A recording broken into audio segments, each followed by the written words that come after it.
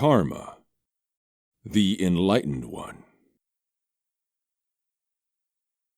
Karma is the living embodiment of an ancient Ionian soul who serves as a spiritual beacon to each generation of her people. Her most recent incarnation came in the form of a 12-year-old girl named Dara. Raised in the northern highlands of Shanzan, she was headstrong and independent, always dreaming of a life beyond her provincial village. But Dara began to suffer strange, fitful visions. The images were curious. They felt like memories, yet the girl was certain they had not happened to her. At first, the problem was easy enough to conceal, but the visions grew in intensity until Dara was convinced she was descending into madness. Just when it seemed she would be confined to the healing huts forever, a group of monks visited her village.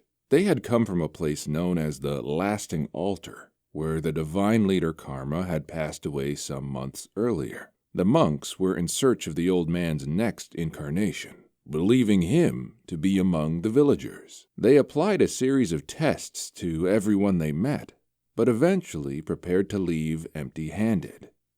As they passed the healing huts, Dara threw herself out of her cot and ran to stop them. She wept, telling them of her visions and that she had known the monks' voices from the babble in her head. They recognized the signs immediately. This was their karma. The visions were past lives rushing to fill a new vessel.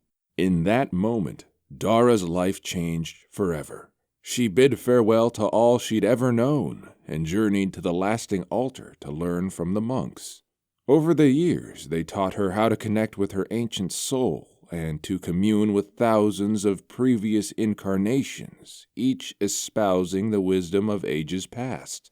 Karma had always advocated peace and harmony, teaching that any act of evil would bring about its own repercussions and so required no response. But Dara questioned these principles, even as she became Karma. Some of her followers were confused. How could she be invested with the spirit of Ionia, the first land's most sacred manifestation, and yet disagree with their most self-evident philosophies? Indeed, these beliefs were truly tested when Noxus invaded Ionia. Many thousands were killed as the enemy warbands advanced inland, and Karma was forced to face the harsh realities of war. She could feel the immense destructive potential that swelled in her soul, and wondered what the point of this power could be if it was not to be used. The voices of the past urged her to remain at the Lasting Altar, to comfort her people and allow this conflict to pass. And yet, a far deeper truth compelled her to act. Karma agonized over this, until she could stand it no longer. She confronted a Noxian commander on the deck of his own war frigate and unleashed her divine fury. This was no single, measured attack. She obliterated the entire vessel and its crew in a heartbeat. Though many Ionians rejoiced at this apparent victory, the monks believed she had made a huge mistake. She had upset the spiritual harmony of their homeland, disgracing all who had borne the name of Karma before her, and tarnished her own undying soul along with those of her followers.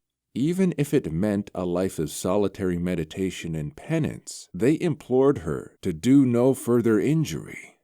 Karma silenced them with a raised hand. Though she could still hear the voices in her head, it was the spirit of Ionia in her heart that guided her, and the First Lands were stirring to defend themselves. She did not know if she had been chosen for her courage and strength of will, but Karma knew that sometimes harmony came only at a great cost. Their world was changing, and true wisdom lay not in resisting that fact, but accepting it. Karma has pledged to guide as many of them as she can to a more enlightened path, to peace when possible, to action when necessary.